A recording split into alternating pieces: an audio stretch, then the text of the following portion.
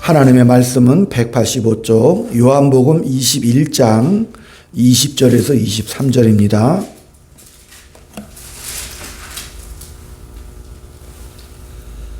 요한복음 21장 20절에서 23절.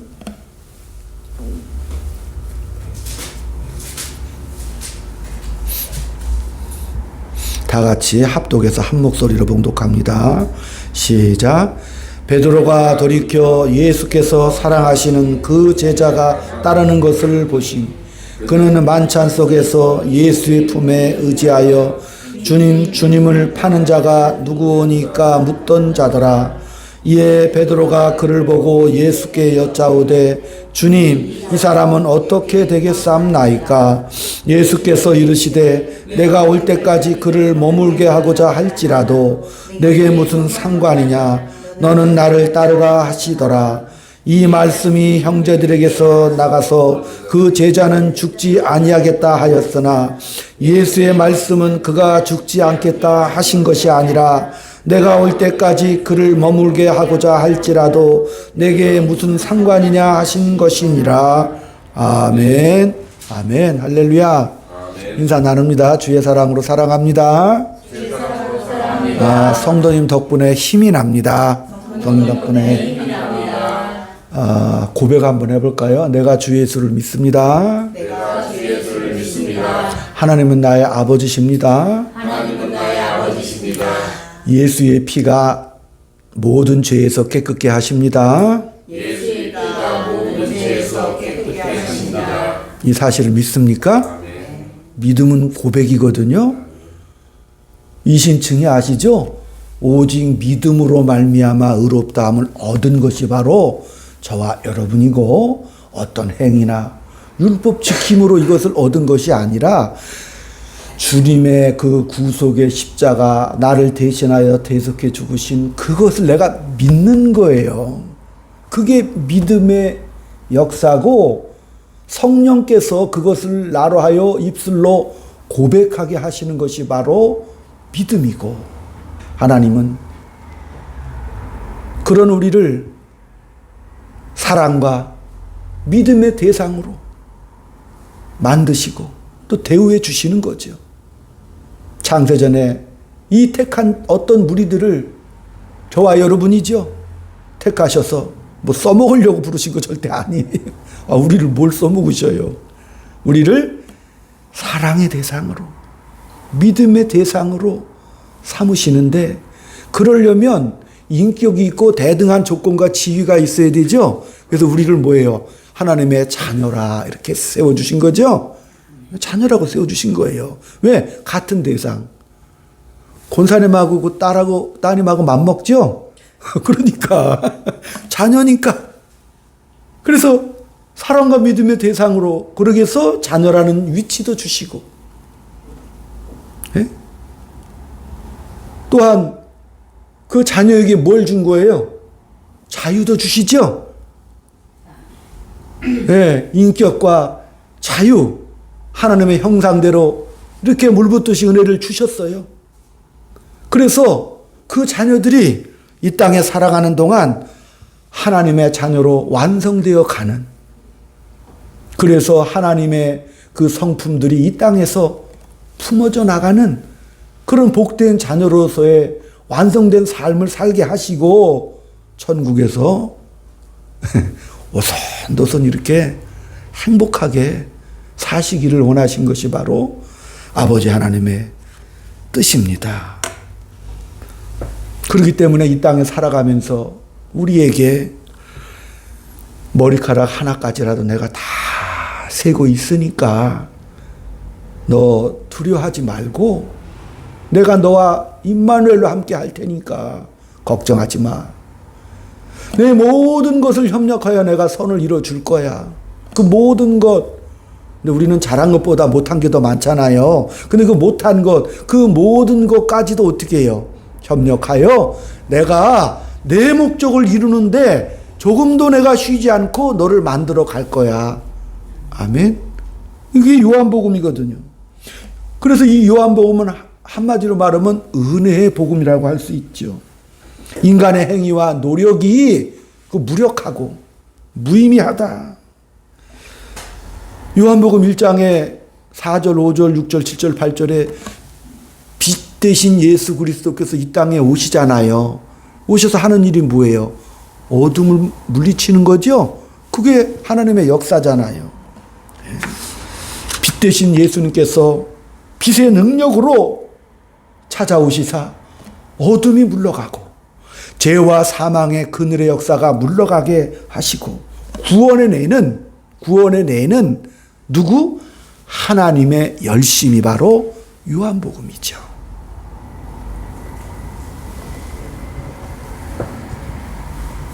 너희들이 나를 영접하지 않는다고 내가 못 들어갈 줄 아느냐 이놈들아? 내가 뚫고 들어간다가 요한복음이죠. 아무리 너희들이 절망과 포기 속에 너희들이 죄인 되었을 때 내가 십자가에 못 박혔다. 내가 뚫고 들어가서 너희들을 반드시 하나님의 영광의 자녀들로 그 구원으로 너희들을 끌고 갈 거다. 이 요한복음 전체에서도 우리 인간의 열심과 각오와 진심과 치성이 있잖아요. 우리는 종교심을 가지고 있기 때문에 자꾸 그렇게 하려고 노력을 하잖아요. 그게 누구죠? 그 대표가 바로 베드로죠. 베드로는 자기가 진심이라고 외치잖아요. 진실로 자기는 살아생전 예수를 지키고 메시아로서 이 땅에서 그 왕국, 눈에 보이는 가시적인 권력적이고 권세적이고 정치적이고 세속적인 그 왕국을 이루고자 했잖아요. 그 인간의 열심은 뭘 공로를 바라는 거잖아요. 그 열심과 지성, 그걸 욕심과 욕망을 추구한다. 그게 베드로고 인간의 모습들이죠. 그걸 베드로는 자꾸 진심이라고 말했잖아요. 근데 우리 주님께서 보혜사 성령님을 이 땅에 보내셔서, 보혜사 성령님은 그리스도의 영입니다. 예수님의 영이시고 참된 하나님이시잖아요. 그래서 우리의 이성과 인격을 붙잡으셔요. 그리로 못 가게 인도하시는 거죠. 요한복음 전체에서는 계속해서 예수님을 대항하고 또 도전하는 게 뭐예요? 유대주의, 유대인들이잖아. 유대인들이 막 이를 뿌뚝뿌뚝 깔죠. 아, 예수님이 오셔서 십자가에 달려 돌아가시다 나를 믿으면 구원을 얻는다고 하니까 유대인들의 입장에서는 제사를 드리고 성전에 가서 제물을 드리고 율법을 지켜야 구원을 얻는데 뜬금없이 믿기만 하면 구원을 얻는다고 하니까 이게 말이 안 되니까 죽이잖아요. 인본주의자들도 죽이는 것이죠. 인간의 노력으로 말미암아 선한 행위로 말미암아 구원을 얻는 것이지 무슨 난데없이 믿음으로 간다는 게 말이 되느냐? 지금도 그런 사람 많이 있죠. 예수 안에서 믿는 사람들도 그런 잘못된 방향으로 가는 사람들이 많이 있다니까요. 따라합시다. 오직 믿음으로 구원함을 얻습니다. 아멘. 자꾸 보상을 우리가 바라는데 누가 이런 비유를 했어요. 왕이 전쟁터에 어떤 군인을 찾아갔는데 그 군인이 군량미나 이거 다 떼먹었어. 그 죽을 위기에 처한 거예요. 그래서 참수대에 매달렸는데 왕이 저 군인 용서해 줘라. 그리고 양자 삼아서 자기 왕궁의 자녀들과 함께 놀게 하셨죠. 그게 보상입니다. 죽을 죄에서 살려주신 것이죠. 왕의 궁전에서 놀게 하셨잖아요. 저와 여러분이 새하늘과 새 땅 속에서, 그죠? 하나님과 그 은혜와 영광을 나누는 그곳은 차원이 다른 나라이기 때문에 저도 설명을 못 하잖아요. 전혀 차원이 다른 나라지만 하나님이 계신 곳이 천국이죠? 하나님이 없는 곳이 지옥입니다. 그렇잖아요. 오늘 요한복음에 딱 보면은 세 사람이 등장을 합니다. 지지난 시간에는 도마가 우리에게 역사적인 신앙이 무엇인지를 그걸 통해서 우리가 잘 배웠지요.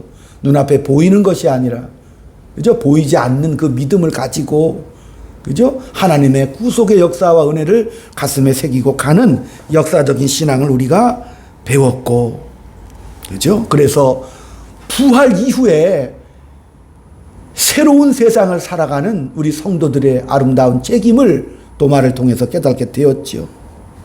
그 다음에 이제 베드로는 그가 3번의 부인을 통해서 내가 나를 사랑하느냐? 너 그거 진심이냐? 내 양을 치라 먹이라.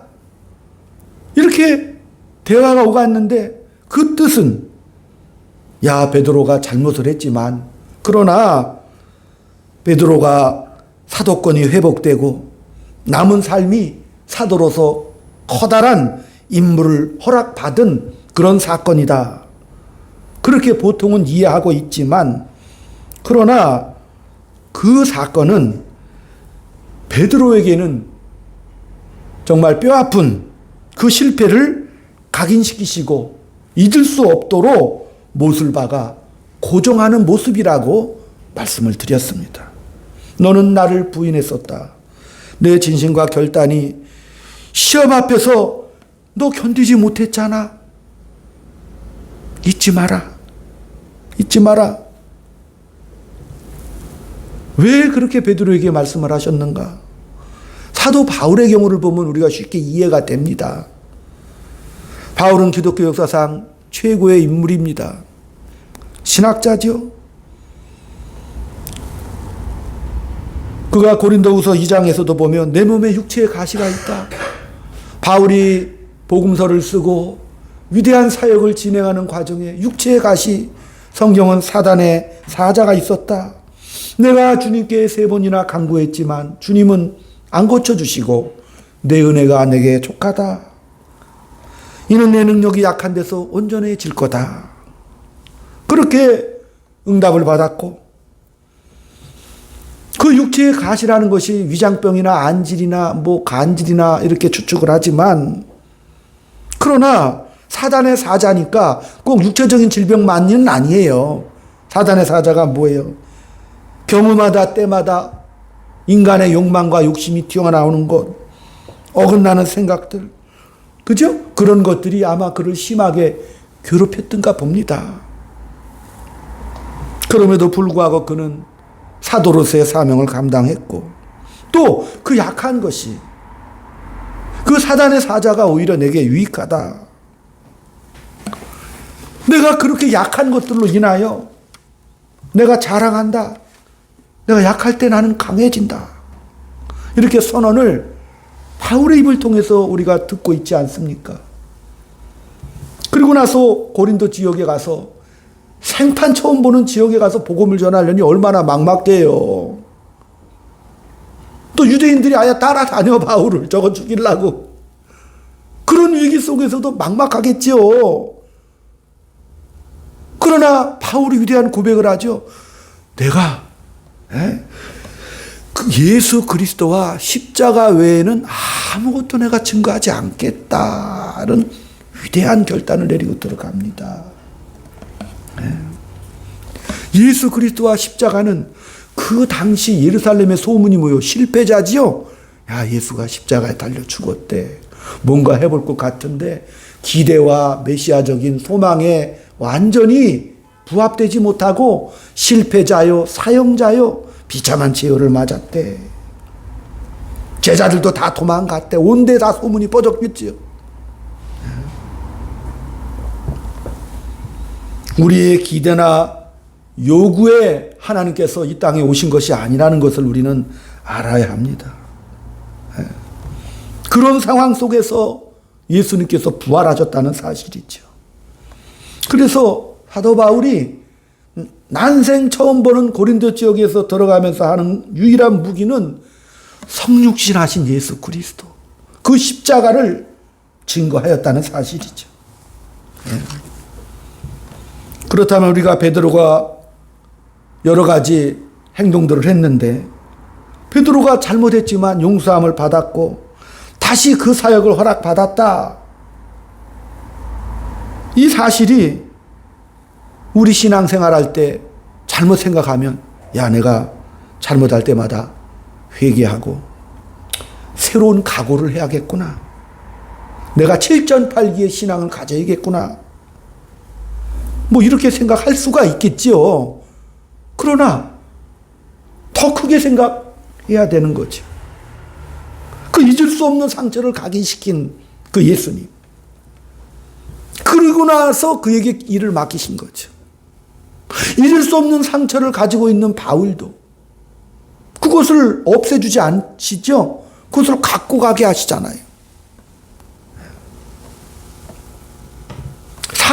사단의 사자를 품은 채 일을 해야 된다면 베드로의 가슴 속에 예수님을 배반하고 자기의 열심과 노력으로 살고자 했던 그 베드로, 그것을 가지고 일을 한다면 의문이 먼저 들 거예요.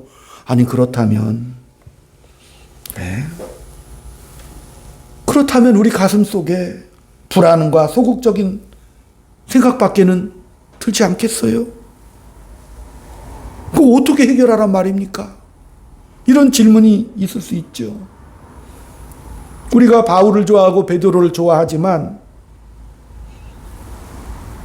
그들의 그 위대한 신앙적인 행동 때문에 우리가 좋아하지만 그들이 겪었던 고난은 자꾸 잊어버릴 때가 많아요. 그렇잖아요. 그가 당한 일이 뭔지를 먼저 알아야 된다니까요. 그들은 다 순교당하셨잖아요. 요한도 반모섬에서 뭐 유랑 간 게 아니라 유배지 간 거라니까요. 모든 제자들이 다 순교를 당하셨죠. 바울의 생애조차도 얼마나 두들겨 맞고 돌아다니시는지, 바울의 능력 가지고 무슨 뭐 기적을 행하는 것이 아니라 40에 하나만 매 3번씩이나 두들겨 맞고, 루스드라 성에서는 야 이거 죽었네, 아예 망태기로 싸서 성 밖으로 던졌다니까 죽었다라고 그렇게 두들겨 맞고 돌아다니고,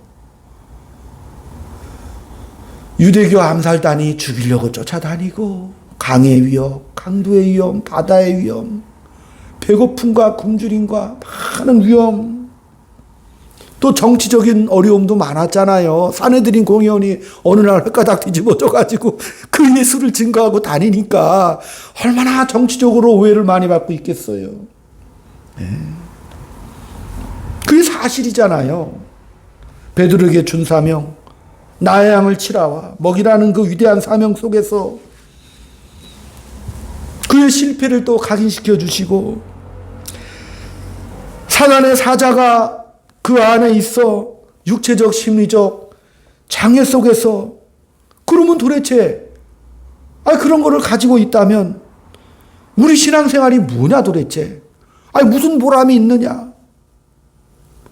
적극적인 신앙생활 속에 뭔 보람이 있겠는가? 그래서 이제 그 다음에 등장하는 게 누구라고요? 사도 요한이 또 딱 등장하네. 아주 절묘하게 등장해요. 사도 요한은 본 저자잖아요. 요한이 누굽니까? 요한은 좀 특이해요.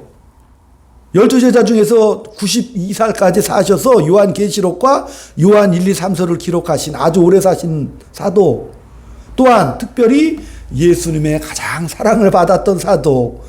왜 그 성화 같은 데 보면 가슴에 푹 안겨있는 제자 그림 하나 있을 거예요? 그게 바로 요한인데, 요한은 그 당시 예수님 공생의 당시 나이가 미성년자였던 것 같아요. 아주 어린 제자였던 것 같아요. 그래야 90살까지 길게, 그죠? 살아갔던 게 이해가 되죠? 그러니까 특별히 요한은 나중에 그 베드로는 뭐 예루살렘에 이제 복음이 증거되면서 막 예루살렘의 대교회를 지휘하고 막 세계 각지에 선교사를 파송하는 위대한 그 사명을 끝까지 하셔야 목회하시면서, 바울은 또 이방인의 사도로서 막 가는 곳마다 교회를 세워가지고 복음을 증거하는 이방의 사도로서 이름을 날리고, 그죠? 이런 각자 사도들이 위력을 떨치고 복음을 증거하는 그런 놀라운 일들이 벌어졌는데, 요한만은 그런 일들이 별로 없어요. 나이도 어렸을 뿐만 아니라 현실적인 역할은 성경에서는 별로 등장하지가 않습니다. 그런데 성경에서 그 요한을 언급할 때마다 주께서 사랑하는 제자였더라, 이렇게만 표현되고 있거든요. 또한 예수님이 골고다 처형장에 처형당하실 때 예수님께서 마지막 말을 요한에게 하셔요. 요한아, 내 육신의 어머니를 네가 잘 부탁한다. 육신의 어머니를 제일 어린 제자에게, 그죠? 잘 부탁해서 아마 요한의 생애는 그 어머니 마리아나 또 그 형제들을 잘 아마 보필하고 끊임없이 아마 도왔을 거라고 추측이 되죠. 요한이 그런 일을 맡았던 제자입니다. 이 제자는 우리가 생각하는 어떤 능력이나 권력이나 그런 것이 아니라 사랑하고 사랑받는 제자였다는 것이 독특하지요. 요한이 왜 사랑을 받았나? 나이도 어렸을 뿐만 아니라 정말 그 요한은 다른 제자들이 정말 자기를 부인하고 목숨을 걸고 주를 쫓는 위대한 일생들을 막 살아가잖아요. 성령 받은 이후에. 그죠? 그러나 사도 요한은 그가 남긴 요한계시록은 종말의 묵시록이지요. 그죠? 종말에 있을 인류의 역사와 하나님의 구원의 대단원의 종말을 표현한 책이 바로 요한계시록이고, 요한 1, 2, 3서는 그가 쓴 기록에 결국은 요한 1, 2, 3서가 뭘로 포함되냐? 사랑이라는 단어로 딱 결말이 나는 것이 바로 요한 1, 2, 3서였다는 사실이지요. 아멘. 사랑하라. 그죠? 그러니까 요한을 보면 뭘 생각해요? 사랑이 떠오르게 하신 거죠. 아멘. 사랑엔 거짓이 없고 사랑엔 폭력이 없다. 이것이 뭐냐? 베드로에게서 일어난 일, 너는 실패한 자다. 잊지 말아라. 그리고 내 양을 치라, 내 양을 먹이라. 그죠? 그래서 베드로는 땅끝까지 복음의 증인으로 보냄받은 그런 증인이고 제자인데, 그러나 요한은 뭐예요? 요한은 그렇게 위대하지 않은 평범한 일생을 보낸 제자죠. 그렇잖아요. 위대하지 않은 조건 속에서 자기의 사명을 묵묵히 감당했던 위대한 제자 또한 사도 요한이었다는 사실이죠. 네.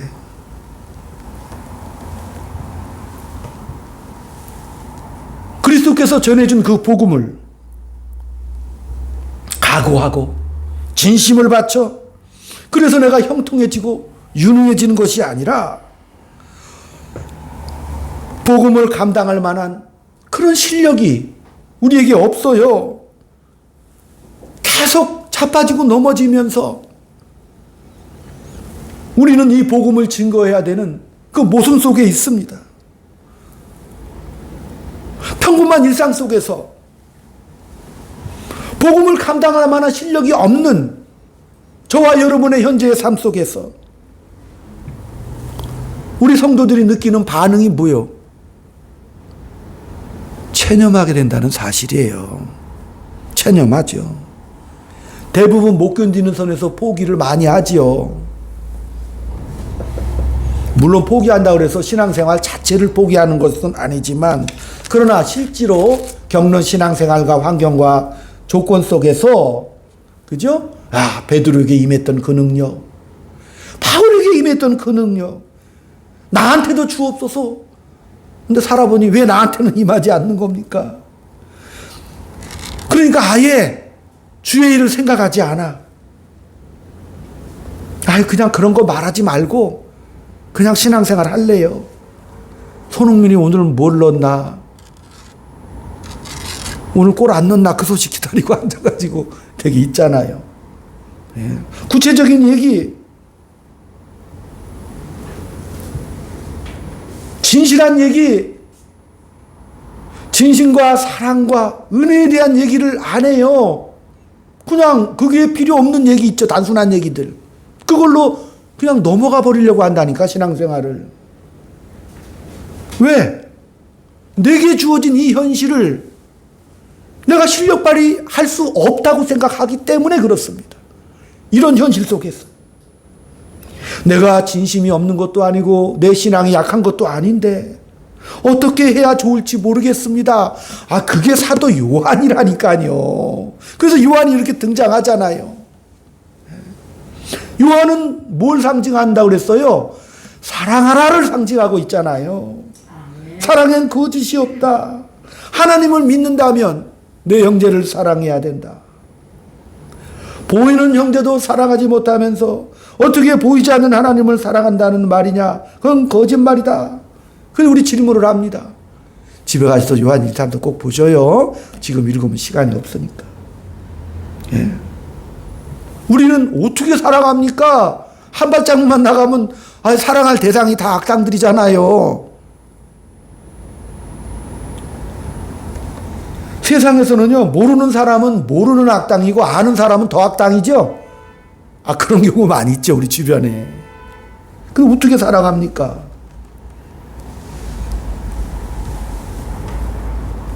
그런 속에서 형제를 사랑하지 않으면 하나님을 사랑하지 않는 것이다, 이렇게 말씀을 하셨다니까요.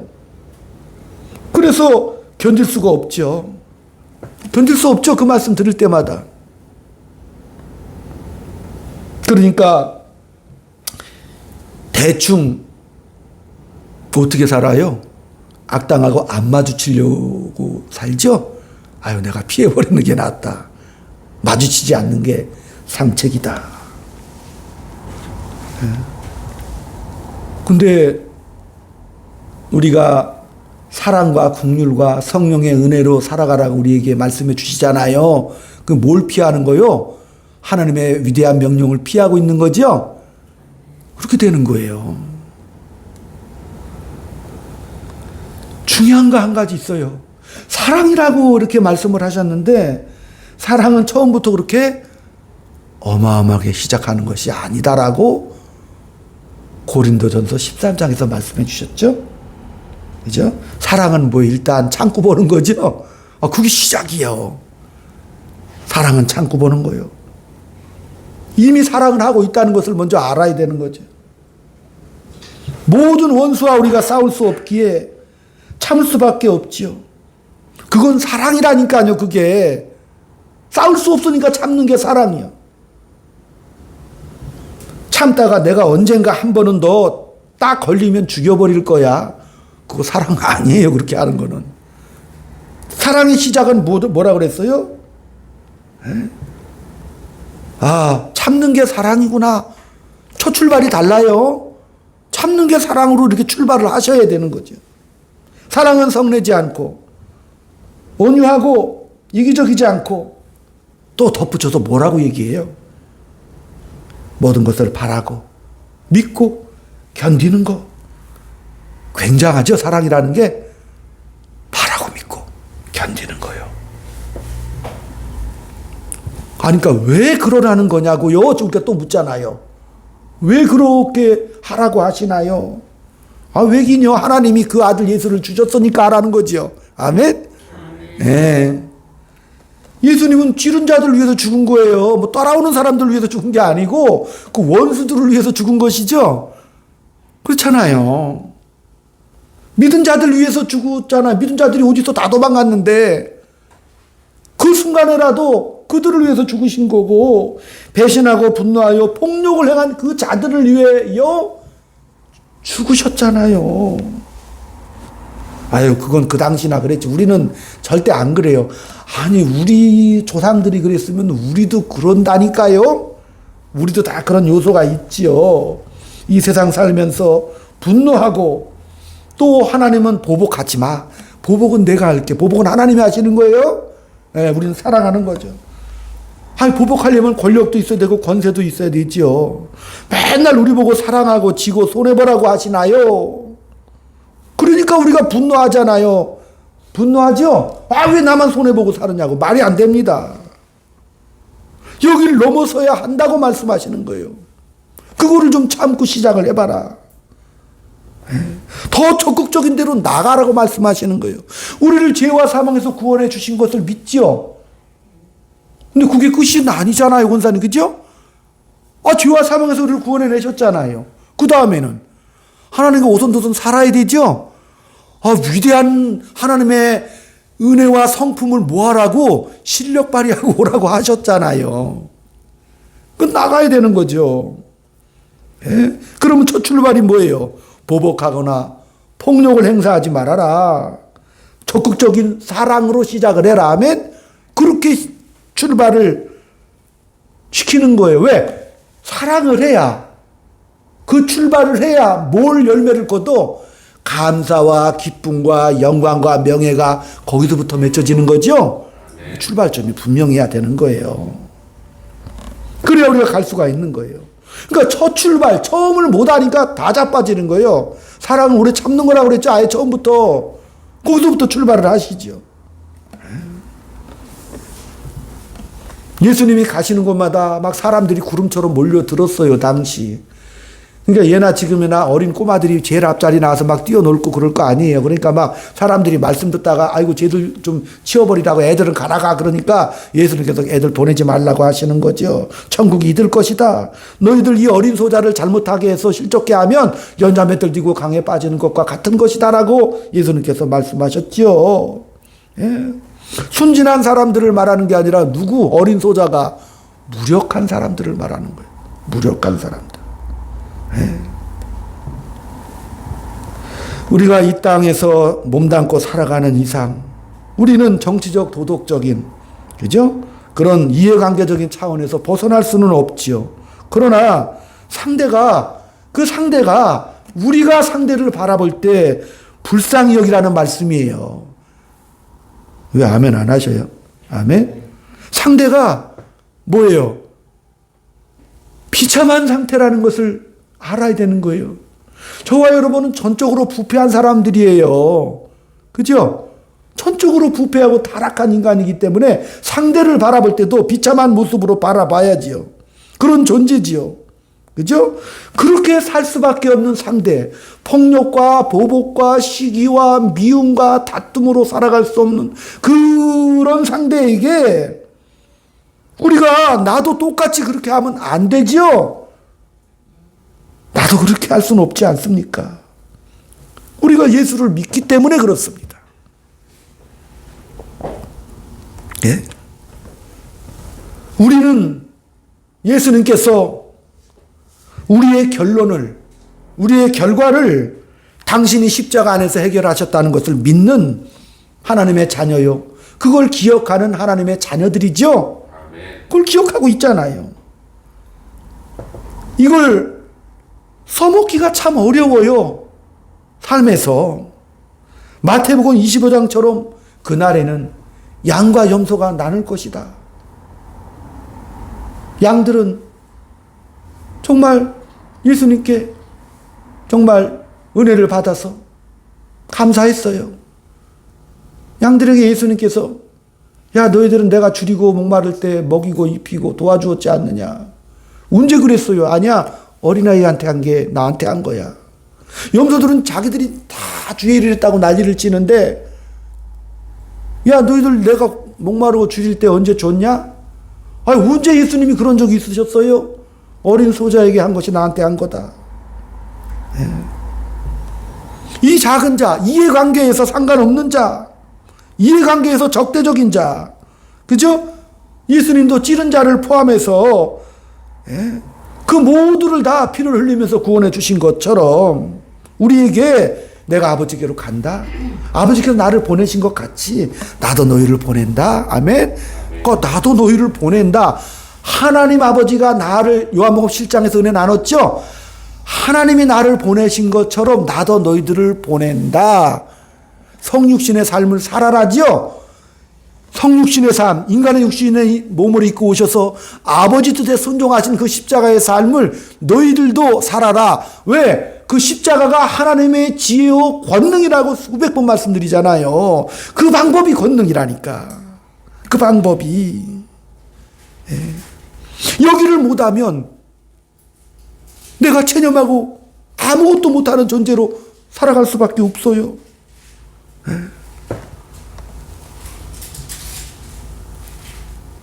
바울이나 베드로나 자기에게 주어진 장애를 딛고 사역을 감당했지요. 저와 여러분이 지금 원하는 게 뭐냐? 남에게 좀 비난이나 안 받고 남에게 굽힐 필요 없고 남보다 더 큰 권력을 갖고 에? 그런 마음은 자꾸 가지니까 뭐가 안 되는 거예요? 양보하거나 이해를 안 하려고 한다니까. 자꾸 그런 마음이 들면 에? 내가 가지지 않고 양보해야 되는데 그럴 수 있는 존재는 이 세상에서 우리 성도님들밖에 없어요. 예, 우리들밖에 없어. 그렇게 양보하고 보복안하고 사랑하라고 하는 그것을 수행할 사람은 우리 믿는 자들밖에는 없다니까요. 그러니까 우리들을 보고 너희들은 빛이고 소금이다라고 말씀을 그렇게 하시는 거죠. 예. 이제 그거라면 할 수 있죠. 아, 그렇게 시작하는 거구나. 사랑은 참는 거로 시작할 수 있죠. 이제 그렇게 시작을 하라고 하셨잖아요. 예. 매일 부딪히는 일상에 언제나 좋은 사람들하고 안 부딪혀요. 목사인 저도 목사님들 모임 노예 가보면 정말 조금 껄끄럽고 싫은 사람들 부딪히지요. 부딪힌다니까요. 어디나. 그죠? 어디를 가나 왼수들이 부딪혀. 권사님은 안 그러시나? 그죠? 어디를 가나 그렇게 부딪혀. 껄끄러운 사람들이. 네. 그래서 그냥 시누이는 피해 다니고. 네. 그래서 어디로 자꾸 가려고 그래? 생각 안 하는 대로 자꾸 가려고 그래. 예? 손흥민이 골 언제 넣나, 몇 골 넣나. 괜히 그런 데만 관심 가. 생각 안 하는 대로 자꾸 가려고 하잖아요. 그죠? 예. 누가 이겨도 좋은 거 자꾸 관심 갖지 마시고, 목숨 걸 필요도 없는 대로 도망가면 안 된다니까요? 참는 대로 가셔요? 그렇게 시작을 하셔야 된다니까. 그럼 목숨 걸고 해야 되죠?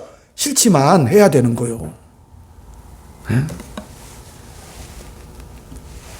그래야 우리가 위대한 인생을 살아갈 기쁨이고 감격이 있잖아. 왜? 그렇게 시작을 해야 사랑, 기쁨, 감사, 만족, 영광이 우리에게 주렁주렁 시작이 된다고 하시잖아요.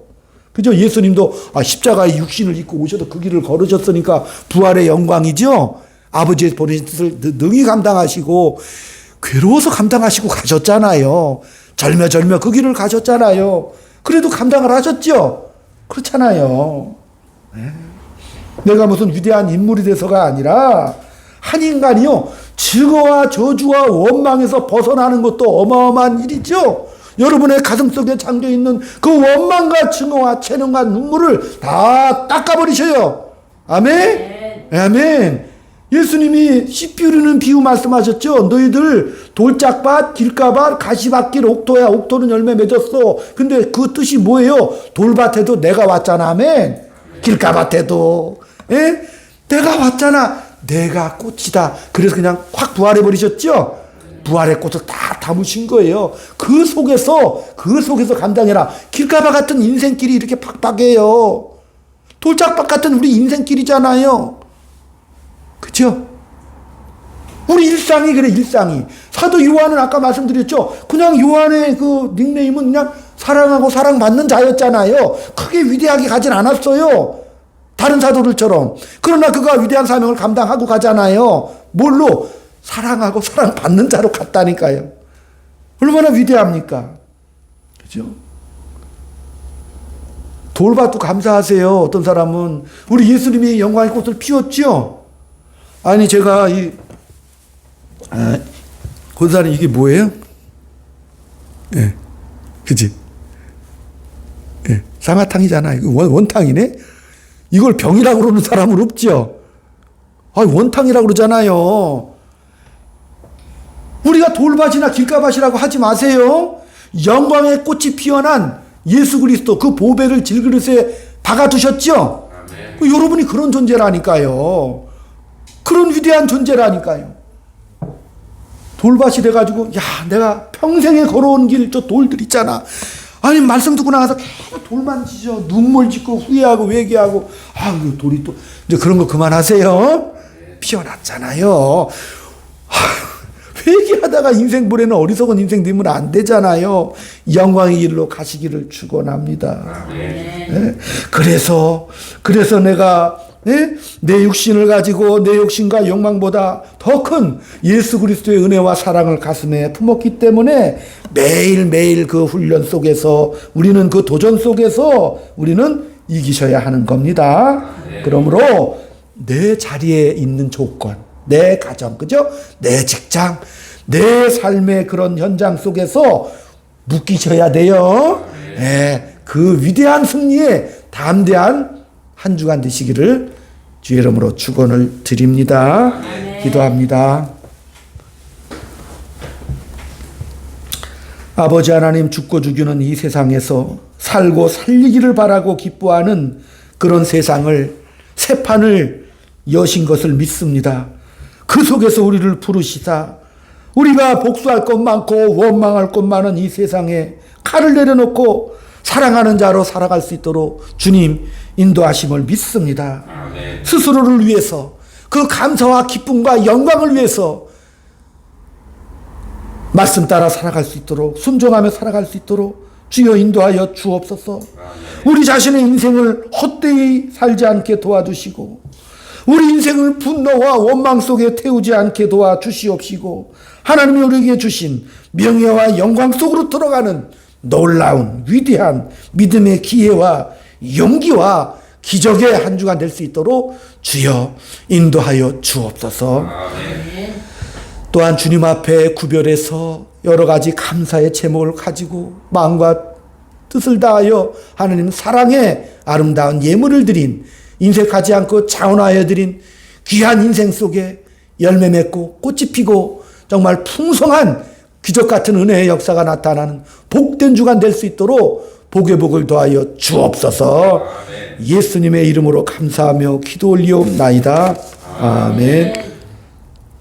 191장 찬송 마지막 절은 일어나서 드립니다. 예배 후에는 저기 칼국수 드시러 같이 함께 다 동참해 주시기 바랍니다. 오늘 말씀 생각하면서 내가 매일 기쁘게, 내가 매일 기쁘게 설레길 행함은 주의 팔이 나를 안보함이요, 내가 주의 큰 복을 받는 참된 비결은 주의 영이 함께함이라. 성령이 계시네 할렐루야 함께하시네. 좁은 길을 걸으며 밤낮 기뻐하는 것 주의 영이 함께함이라. 전에 죄에 빠져서 평안함이 없을 때 예수 십자가의 공로 힘입어 그 발 아래 엎드려 잠든 평화 얻음은 주의 영이 함께함이라. 성령이 계시네 할렐루야 함께하시네.